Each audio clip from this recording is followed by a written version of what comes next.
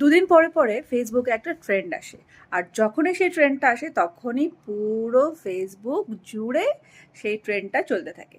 যেখানেই সকাল থেকে উঠে স্টোরিতে সেম ট্রেন্ড, নিউজ ফিডে সেম ট্রেন্ড, সব জায়গায় সেম ট্রেন্ড। এবার যাই হোক, সবাই তো ট্রেন্ডটা ফলো করতে শুরু করে।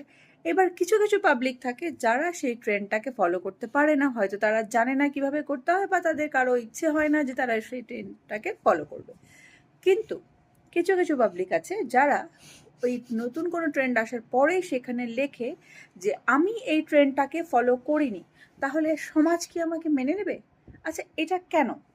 এই লেখাটা যে লেখা হয় সেটা কেন লেখা হয়? মানে এটাও কি একটা ট্রেন্ড, যে যখনই কোনো ট্রেন্ড আসবে তখনই একদল পাবলিক আবার বলতে শুরু করবে যে আমার অজানা মন, আমি তো জানি না ট্রেন্ডের ব্যাপারে, আমাকে কি তাহলে সমাজ মেনে নেবে?